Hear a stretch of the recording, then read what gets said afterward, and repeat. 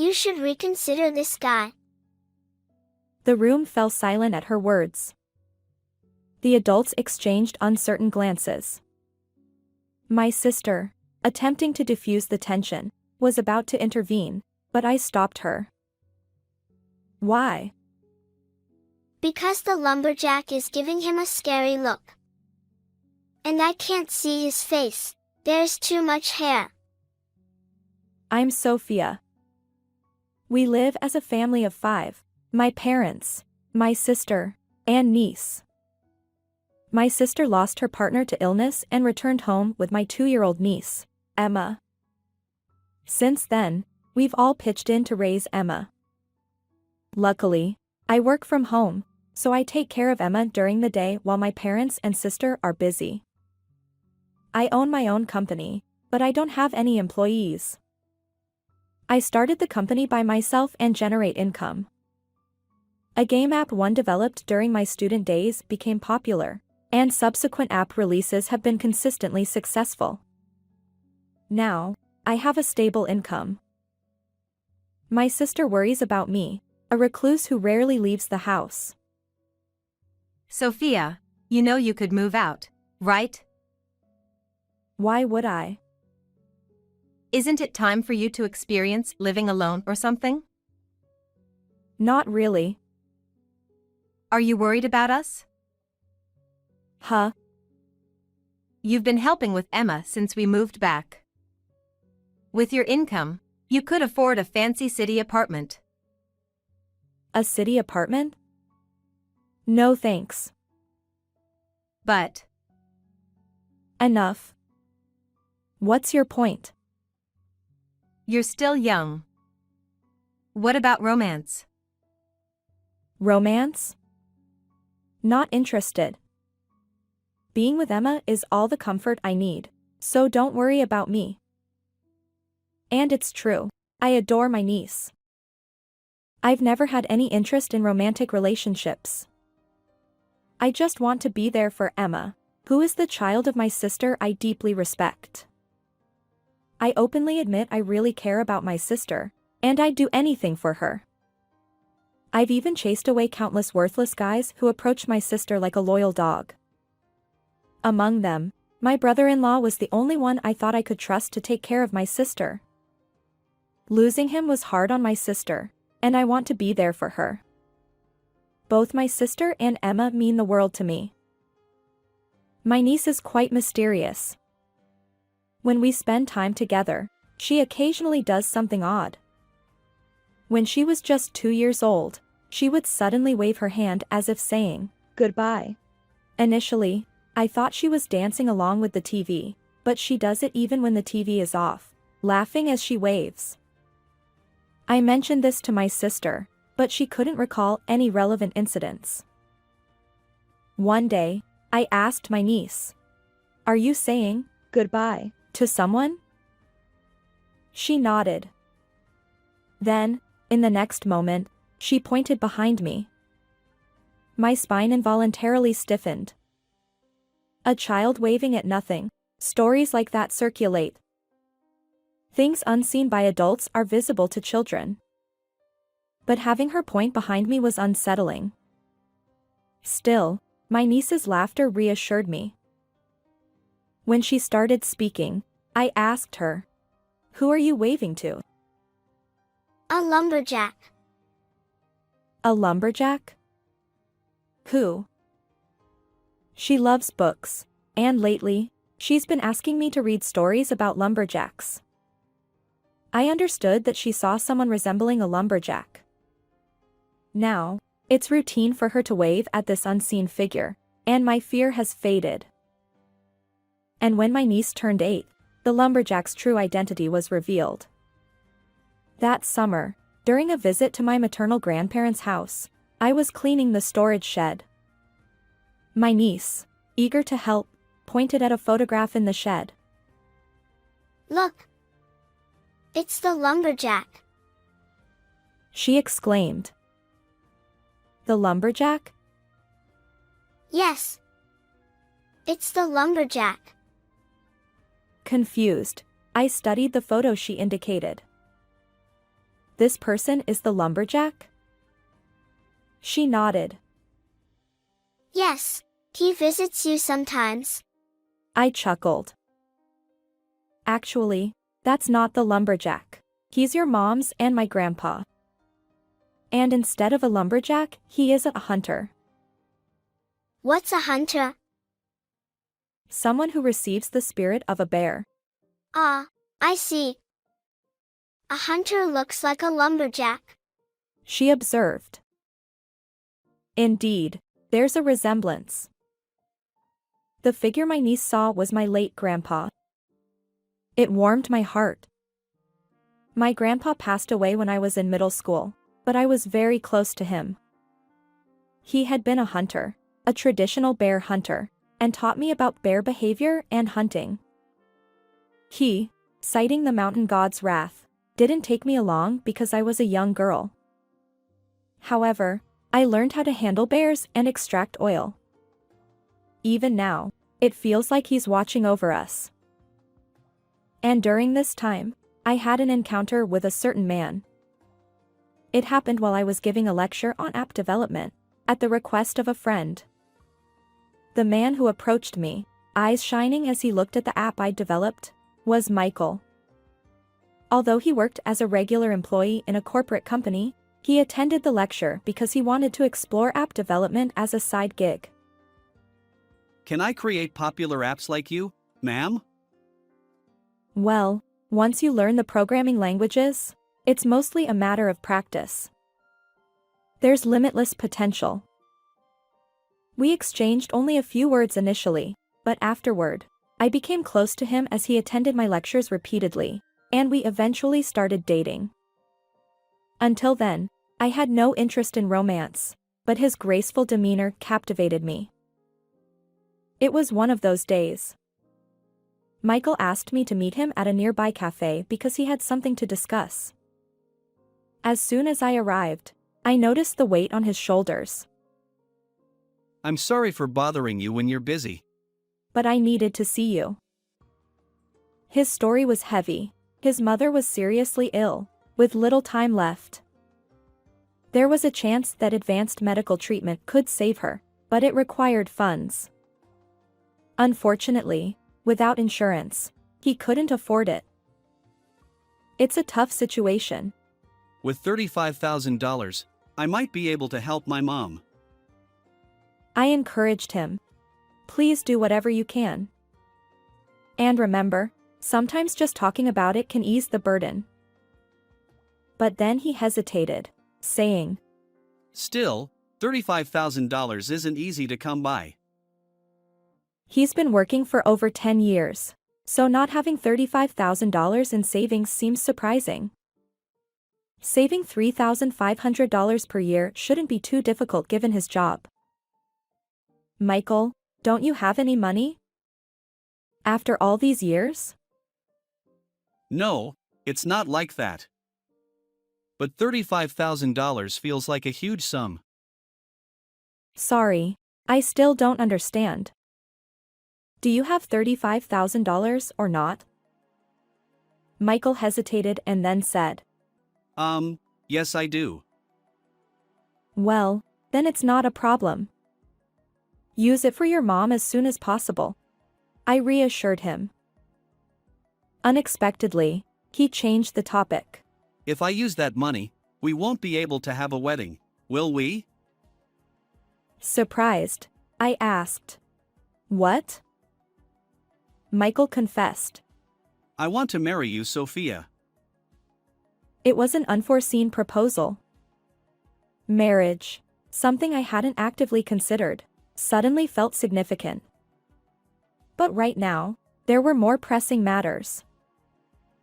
Sure, if I were to get married, I'd want it to be with you. But I'm not the type for big weddings, so I think a simple engagement party would suffice. Even though we call it an engagement, it's really just a formality. We can just gather our families for a meal. So go ahead and use that $35,000 for your mom. I have a decent income too, so there won't be any financial worries after we're married. You can rest assured. Thank you. 3 months after that incident, I was relieved to hear that Michael's mother began to recover thanks to advanced medical treatment. And once again, Michael proposed marriage, and I accepted. I had thought each of us would visit each other's parents' homes to exchange greetings. However, since his parents' house is company housing and they'd like to avoid becoming the subject of neighborhood gossip, we decided not to visit their house. Instead, we held the meeting at a restaurant. To avoid inconveniencing him, I also refrained from inviting him to my home. My parents, I, and he all gathered at another restaurant. Afterward, we would celebrate our engagement with a private family meal, and both sides agreed to proceed with the wedding. However, it was during this gathering that my niece made a surprising statement. On that day, my niece was unusually restless from mourning. When I asked her why, she claimed that the hunter was moving around more than she'd ever seen. I tried to stay positive, thinking maybe my grandpa was nervous about my wedding. But when we arrived at the restaurant and took our seats, my niece spoke up before any greetings. You should reconsider this guy. The room fell silent. The adults wore indescribable expressions. My sister attempted to diffuse the tension, but I stopped her. Why? Because the hunter is giving him a scary look. And I can't see his face, there's too much hair. Michael shot an uncomfortable glance at my niece. Children have vivid imaginations, don't they? Maybe it's from TV. He attempted to lighten the mood. But his smile vanished, leaving him pale. Perhaps anyone would find my niece unusual upon first meeting her. Still, in that moment, I sensed Michael's narrow-mindedness as he twisted his face at a child. I see. Maybe reconsider this guy. The hunter has been standing in front of you, Sophia, all this time. He's been brushing away the hair that keeps growing from this guy's head. And a white dog is angry. She pointed at Michael's mother. A dog? Yes, the hair growing from his head has been bothering the white dog. Michael's mother's expression changed abruptly, and she immediately began apologizing. I apologize. I don't need the money anymore. Consider this job non-existent.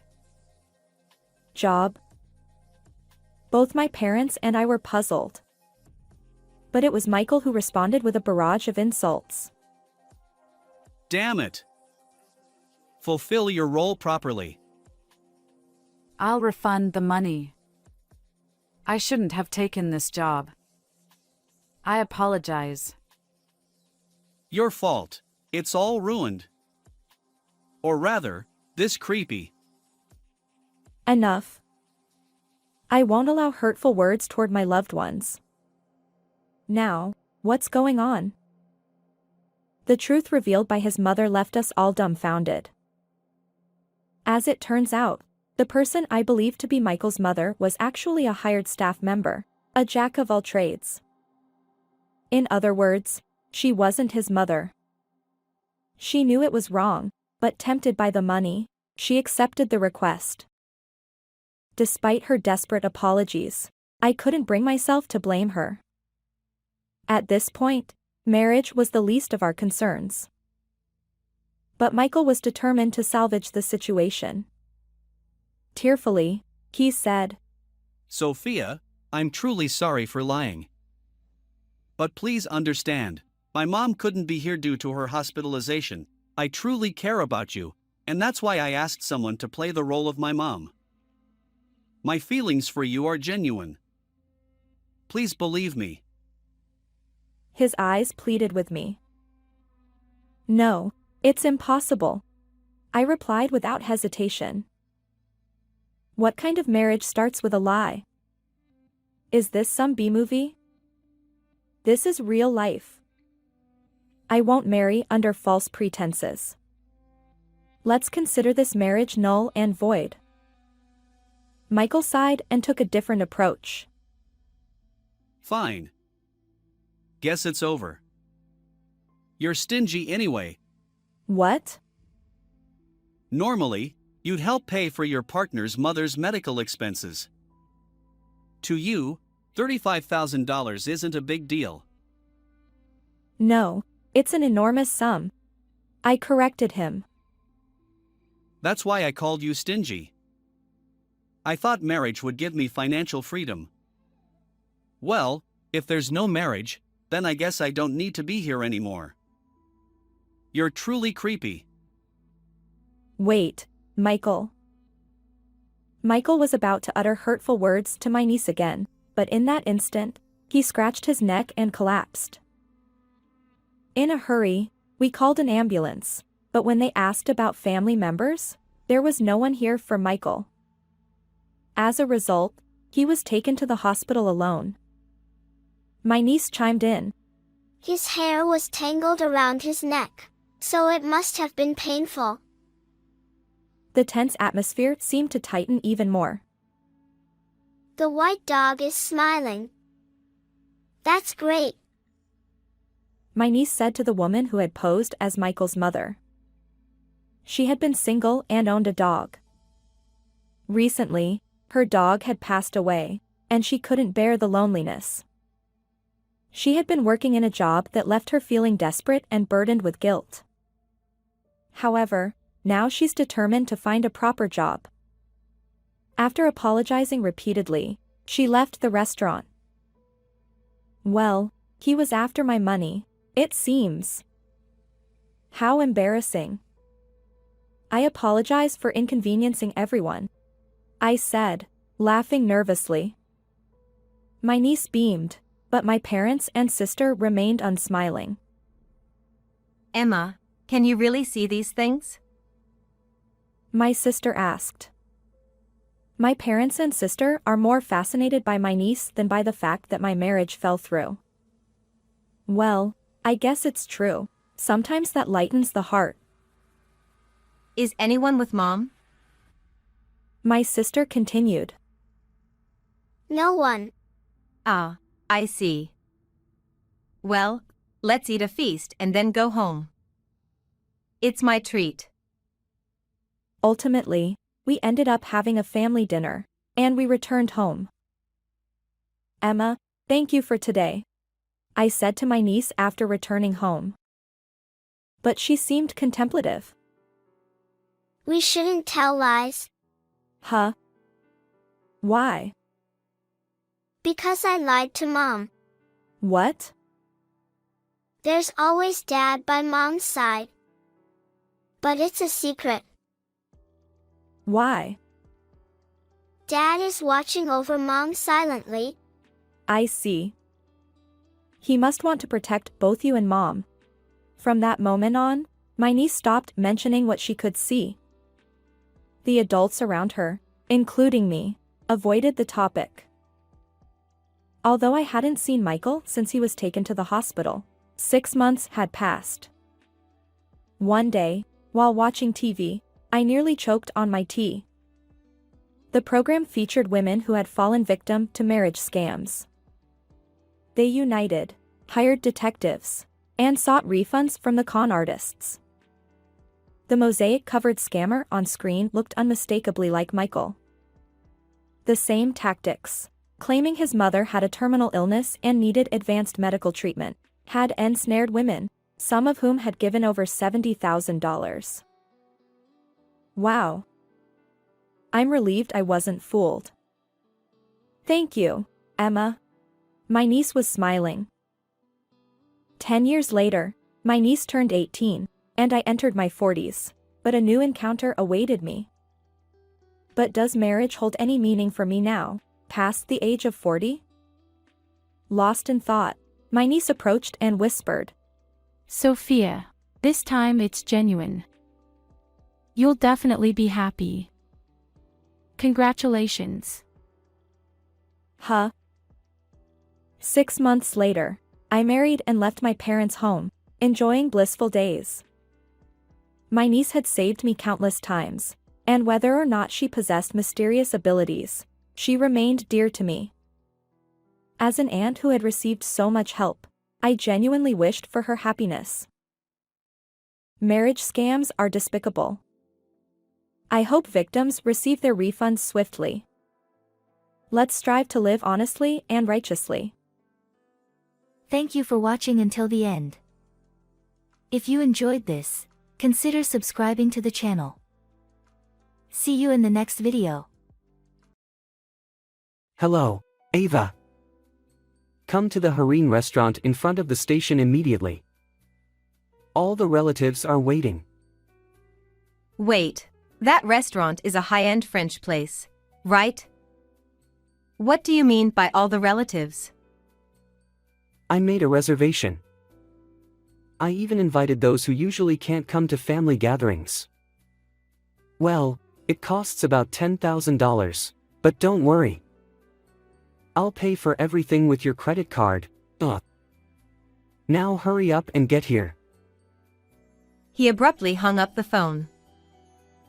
Pay $10,000 with my credit card? What nonsense. I stood there, stunned. But it wasn't a surprise or shock. It was sheer exasperation at how ridiculously foolish he was. He really has no idea. I know everything. He's just put one foot into hell himself. Should I just go ahead and push him all the way down? With a deep sigh, I left the house. 30 minutes later. When I arrived at harem, he was waiting for me alone. With a creepy smile that didn't match the luxurious decor. The relatives seemed to be waiting in another room, which gave him the chance to start talking proudly. Ava, good job getting here. As I said before, I'll use your credit card without hesitation. A wife's money is her husband's money. A wife serving her husband is common sense, so don't complain. I was speechless. He is truly an idiot. According to him, 20 relatives were gathered, and he had reserved a $500 per person course meal. Harem is a high-end French restaurant, but they offer various course meals that can be enjoyed more affordably. So, it could have been cheaper, but he purposely chose the $500 course. Probably just to trouble me. He finds joy in tormenting me, without realizing it's tightening his own noose, wearing a satisfied expression. In this laughable situation, I told him the truth. A wife's money is her husband's money? A wife serving her husband is common sense? I quit being your wife a month ago, though. Ha! Quit being my wife. You can't just quit like that. Divorce requires formal procedures. Don't you know that? You really don't know anything, do you, Dawson? If you did, you wouldn't have reserved a high-end French restaurant. What are you going to do with no money? Planning to dine and dash with everyone? Of course not, idiot. I'll say it again. I'll pay for everything with your credit card. If you refuse, I'll really make you quit being my wife. Immediately, I took out a document and thrust it in his face. And I proved how stupid he was. I canceled the credit card a month ago. This document is proof of card cancellation. I brought it because I knew you wouldn't believe me. So, you can't use the credit card. I'll ask again, what are you going to do with no money? Planning to dine and dash with everyone?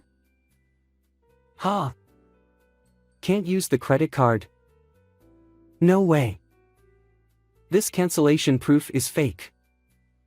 I took the card from your wallet, so if it was really cancelled, why keep it in your wallet? Oh, so you're admitting you took it from my wallet?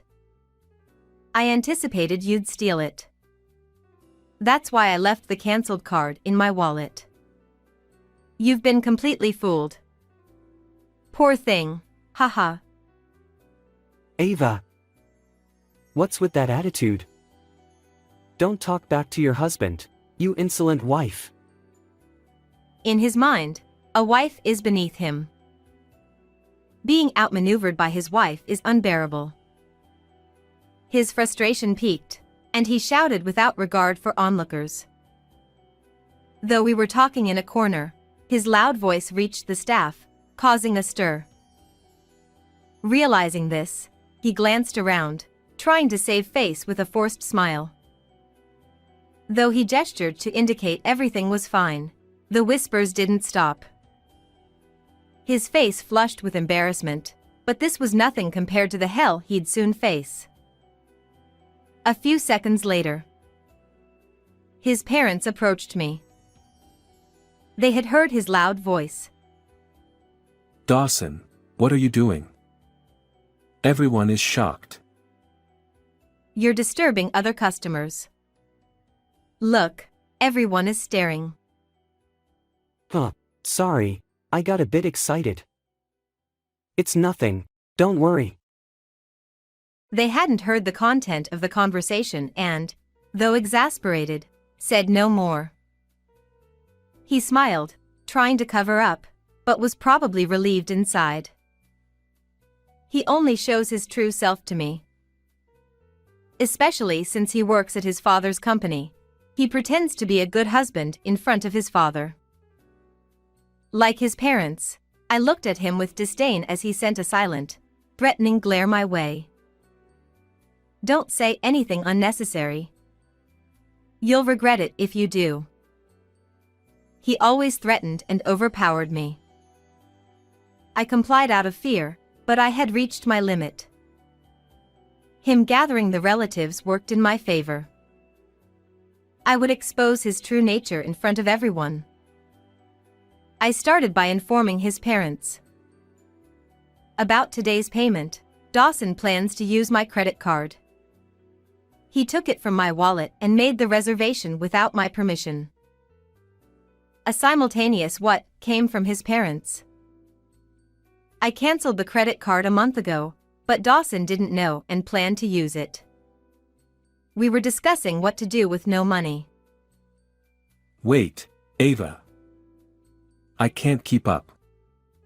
Dawson stole your credit card and tried to pay with it. Dawson told us, I'll pay today. He also said, it'll cost about $10,000, but leave it to me.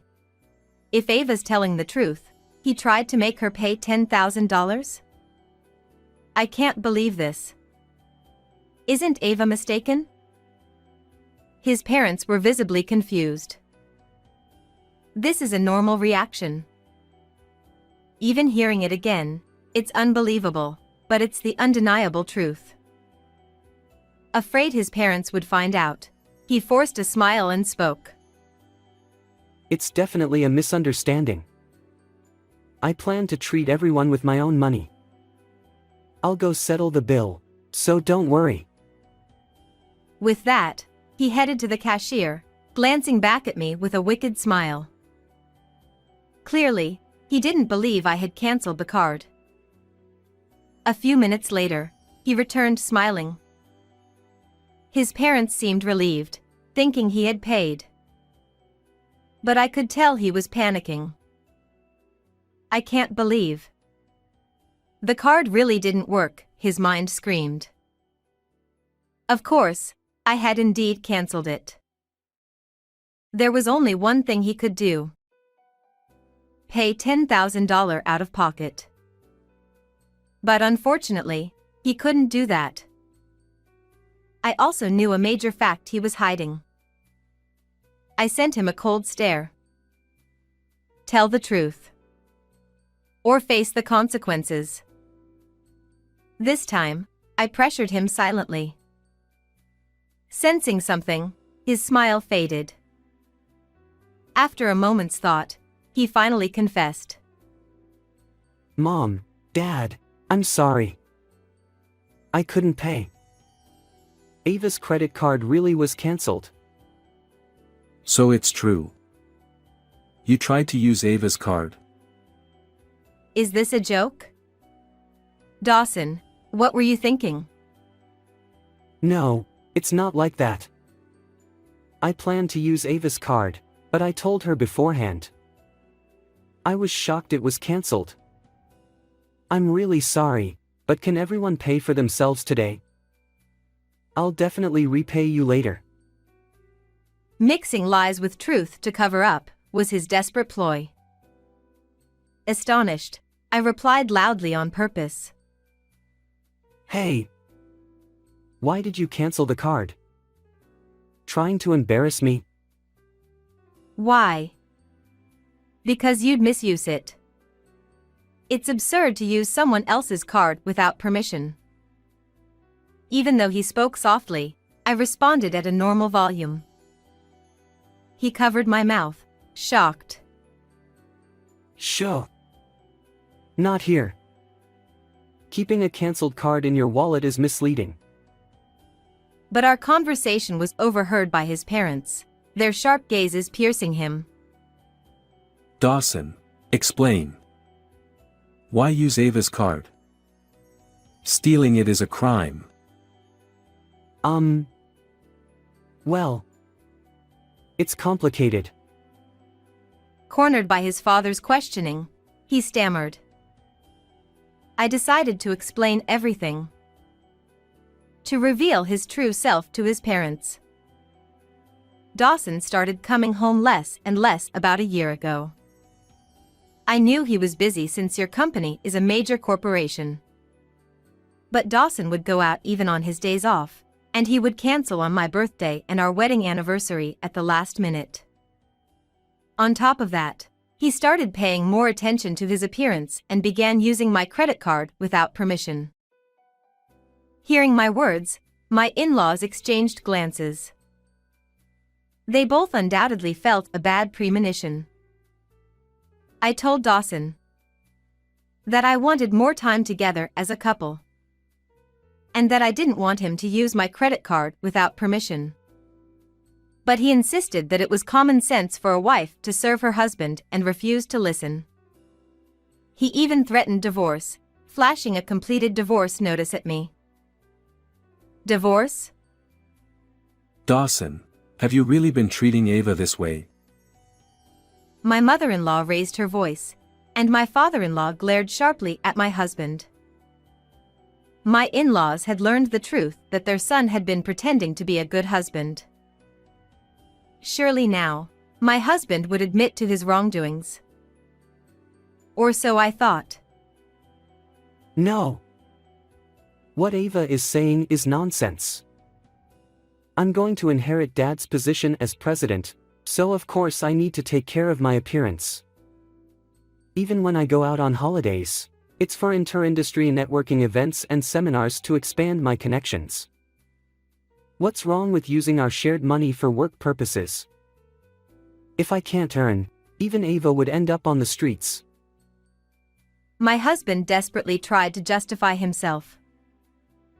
He seemed determined to insist that he was not at fault. My in-laws fell silent. Since my husband's excuses made some sense, they couldn't bring themselves to blame him. But I knew all the things my husband was hiding. No matter how much he tried to wriggle out of it, it was useless. I see. So can you still say it's for work after seeing this? With that, I decided to reveal more facts to my in-laws. What I pulled out of my bag was a piece of paper. The paper listed the dates of use, store names, and amounts in a long column. This is a statement. Yes, it lists the purchase history of the credit card. As you can see, all of them are high-end stores for women's items. Hey! Why do you have that? As I spread out the statement, my husband tried to snatch it away in a panic. But I quickly swatted his hand away and confronted him directly. Why were you buying high-end women's brand items with my card? Makeup and jewelry aren't necessary for your job, are they? Could you explain this properly? That was gifts for female employees in the company. I gave presents to all the female employees on their birthdays. It's important to be liked by women to smoothly conduct business. It's an expense for work, so there's nothing wrong with it, right? I was exasperated by my husband's flimsy excuse, but given his popularity at the company, it didn't seem entirely implausible. If he claimed it was birthday gifts for employees, it might even be believable. But this time, my husband couldn't deceive my in-laws. Regardless of the purpose, the fact that you used Ava's credit card without permission is undeniable. If it was really necessary, you would have consulted Ava, right? High-end brand items to appease female employees? That can't be a valid reason. I'm sorry. I apologize for using my wife's credit card. I won't do it again, so please forgive me. My husband apologized to both me and my in-laws, putting his hands together in a pleading gesture. But my father-in-law's anger did not subside. Father-in-law spoke to my husband in a reprimanding tone. Being married doesn't give you the right to use her credit card without permission. Especially for such large amounts. You need to pay back every cent you used. Understood? Okay. I'll pay it back. My husband, looking crestfallen, hung his head and appeared thoroughly remorseful. But I wouldn't let it end there. I knew my husband was still lying. The real confrontation was about to begin. My husband, in-laws, and I headed to the room where the rest of the family was waiting. There, I took out my smartphone from my bag and pressed the play button. My husband looked at me in bewilderment, but his face soon turned pale. From the smartphone, the voices of a man and woman in conversation began to play. My husband was belittling me, his wife, while the woman was saying, "Hurry up and divorce your wife." Everyone present froze. "Hey Dawson, who is this woman?" This is... My husband darted his eyes around, searching for an excuse. Meanwhile, my in-laws wore expressions of fury. The family members were appalled. For my husband, who thought the credit card issue was resolved, this was the worst possible turn of events. It's no use trying to deceive us anymore. You've been having an affair with this woman, haven't you? I said it clearly to my husband. He shouted, sweating from his forehead. No. No. It's not an affair. I admit I spoke ill of you. But the woman is just a friend. We were just joking around. By the way, when did you even get this? Wiretapping is a crime. He acknowledged insulting me but still refused to admit to the affair. Instead, he shifted the blame to me for recording it. But I wasn't going to back down. With determination to uncover the truth, I explained the situation. "Dawson, I've been watching you. The purchase history on the credit card made it clear you were having an affair. So, I decided to bug your car. I knew you were pretending to go to work while meeting with someone else." Bugged my car? You've got to be kidding. Like I said, wiretapping is a crime. Don't you understand that? It's not a crime if it's to gather evidence of an affair. Stalking would be different, but this is justified. My husband fell silent, realizing he had no valid counterargument. Still, It seemed he couldn't afford to admit defeat and looked around desperately at my in-laws and the family members, pleading. Everyone, please don't believe what she's saying. This woman is trying to frame me. I haven't been unfaithful. Goodness. You're so unrepentant. I sighed and slammed a document down in front of my husband. What's this? A demand for compensation. As I said that, my husband's face turned even paler. It was a demand for compensation I had sent to his mistress. After my investigation, I found out you were cheating with a woman named Maddie. So I went to see her and demanded compensation before you could. You went to see Maddie and demanded compensation? You've gone too far. What are you thinking? My husband was speechless, shocked that I had confronted his mistress. But he had gone too far as well. Blaming others while ignoring his own actions wouldn't work. Oh. Surprised? But she was very cooperative. She told me all about your misconduct. The high-end brand items you bought with my credit card were for her, right? What presents for female employees? Don't make me laugh. They were all gifts for her, who works at a nightclub. Damn it. Maddie. She confessed everything to you. Of course she did. When confronted with the evidence gathered by professionals, she had no choice but to admit it. Maddie acknowledged the affair and paid the compensation. That's why I brought the demand letter with me. My husband looked up at the ceiling in despair. I waved the demand letter in front of him with a smile. He cried out in frustration. Damn it. You prepared all this without me knowing. What a cunning wife you are. Huh? Wife. I'm not your wife anymore. I told you I quit being your wife a month ago. It seems you didn't believe me. Actually, I've already submitted the divorce papers. I'm not your wife or anything, just a stranger. You submitted the divorce papers without telling me? Why are you so surprised? You used to threaten me with those signed divorce papers, remember? I simply filed them. I followed proper procedures. Do you have a problem with that? But submitting them without discussing it with me is unreasonable. It might be unreasonable. But you used my credit card without permission. So I submitted the divorce papers without permission. Now we're even. My husband was at a loss for words. He hadn't anticipated I'd come this far. And from our exchange, my in-laws and family realized that I was telling the truth.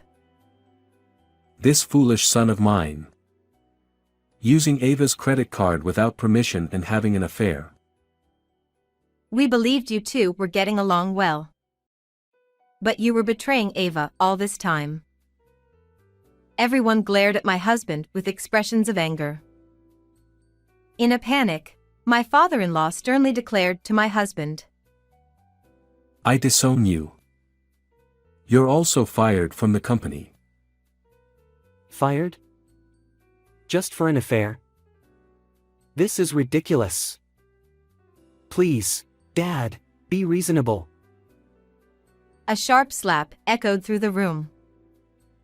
The sound came from my mother-in-law. She had slapped my husband hard across the cheek. Her eyes were filled with a mixture of sadness, pity, and disappointment. You think it's just an affair? Clearly, Dawson is in the wrong. Not only did he hurt Ava, but he also tried to evade responsibility. No one here will accept Dawson. My husband fell silent at my mother-in-law's angry outburst. At the same time, everyone's cold stares fixed on him. Hearing the words "just an affair," it was clear just how reckless and shallow my husband was. Saying things like "my wife's money is my money" and "it's common for a wife to serve her husband" without hesitation. He only cared about himself. After a while, my husband hung his head in silence. It seemed he had given up, but he was stubborn. Slowly raising his face, he declared, Fine, do as you like. Divorce or getting fired, do whatever. I'll marry Maddie. What did you say? Unbelievably, my husband had the audacity to say that. He declared his intention to marry his affair partner right after I filed for divorce. Then, with a confident face, he continued, I'm talented enough to succeed at any company. I could leave Dad's pathetic company anytime. As long as I have Maddie, I don't need anything else. I truly love her. If I can marry Maddie, I don't need anything else. My in-laws looked utterly stunned.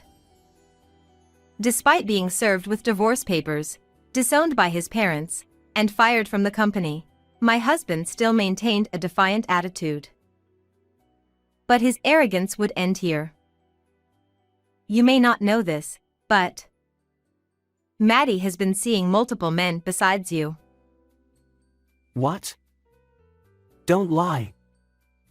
Maddie only loves me. I won't tolerate you insulting her just because you're upset about the affair.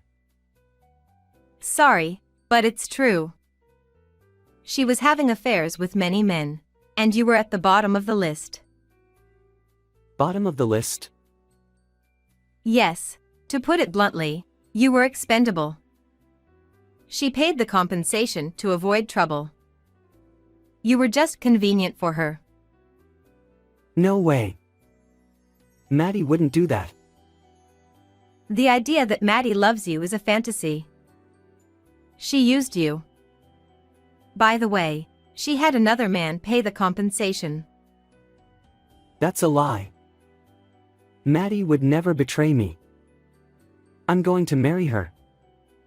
Your interference is pointless. It seemed my husband still couldn't accept reality. I spoke in a cold tone to make him face the truth. Wake up and realize you've been dumped. You haven't been able to contact Maddie recently, have you? No calls, no messages. Now that you mention it. He trailed off, clearly recognizing the truth. That means you're no longer needed. She's blocked you. I'm no longer needed. That's right. Do you understand now? You have nothing left. This is the consequence of your deceit. I told my husband firmly. He collapsed to the floor, kneeling and begging. Please, Ava. I'm begging you, forgive me. He finally realized his position. He repeatedly bowed to me and my in-laws, asking us to reconsider the divorce and his dismissal from the company. But no one was on his side anymore. It's too late for apologies. I'll be demanding alimony and the money you spent on my credit card. A man like you is a liability to the company. If you think you can succeed elsewhere, go ahead and try. You'll be of no use. Please, don't abandon me. I'm truly remorseful. Give me another chance. He pleaded, head still bowed, his voice almost in tears. But my father-in-law, having completely lost faith in him, ignored him and left the restaurant. My mother-in-law followed, and the other relatives also started preparing to leave without a glance at my husband. I'll go handle the bill. What? You'll pay the $10,000? Of course, but I'll be billing you later. I smiled sweetly. My husband muttered, "No way," as he collapsed to his knees. Today was likely the worst day of his life, thanks to my retaliation. But the story doesn't end here. The real hell for him was just beginning. I moved out of the apartment I shared with my husband and returned to my parents' home. For the past few days, I'd been receiving numerous missed calls, all from my ex-husband, Dawson. The phone kept ringing incessantly, and I knew why. I took a deep breath and answered to deliver the final blow. Ava. You finally answered. Please. I need your help. I'm in serious trouble. Oh dear, sounds tough. Are you being chased by debt collectors? How do you know? Did someone tell you? No. I investigated myself. Dawson, you're heavily in debt, aren't you? Not only did you lavish gifts on your affair partner, but you also bribed colleagues to take on your work. You forced them to comply by leveraging your president's son status, raising his company standing by underhanded means and using the free time for affairs, going into debt for his whims. What a fool he was. On the day we gathered at the upscale restaurant, Dawson learned that I had canceled my credit card. His only option then was to pay the $10,000 bill himself. But I knew he couldn't do it because I had already discovered his significant debts. Dawson, this is entirely your own doing. But surely, someone as talented as you can succeed at another company, right? Leaving your dad's pathetic company shouldn't be a problem for you, right? No. Actually, I haven't secured another job. I've been rejected everywhere. And now, with debt collectors chasing me, I'm mentally exhausted. Of course, that's obvious. I asked knowing the answer. What can Dawson, who offloaded his work on colleagues to raise his evaluation, actually do? Even if you get another job, you'll quit soon. You know that, don't you? Dawson remained silent. My words had hit the mark. Unless he faced himself and changed his ways, he would keep repeating the same mistakes. If he continued on this path, a living hell awaited him without any intervention from me. Ava. I truly regret it. I should have treated you better. I should have worked earnestly at Dad's company. I promise I'll change. Please, give me another chance. There's no way we can start over. I believe people can change, but some things can't be undone. You betrayed not just me, but also the people who trusted you. You will face the consequences. I'll demand alimony and repayment of the money you spent. Don't think you can escape. Confirming my husband had fallen silent again, I quietly hung up. Later, I heard from my in-laws about Dawson. Unable to find a new job, he eventually begged for their help. Family should help family, he pleaded. Don't you care what happens to your son? Despite neglecting and deceiving his family, he expected their support when in trouble. Did he really think such selfish logic would work? Dawson only ever thought about himself. He never realized that the life of comfort he enjoyed was thanks to the support of those around him. He never felt gratitude. If I had seen his true nature before marriage, I would never have married him. I deeply regret my own foolishness. But more than anything, I regret not consulting anyone about it. Even though Dawson threatened me, if I had sought help from my in-laws or relatives earlier, things might have turned out differently. I will face myself and grow stronger. With determination, I took a big step forward, leaving behind my weaker self. How did you like today's story? Please subscribe to my channel. See you in the next video.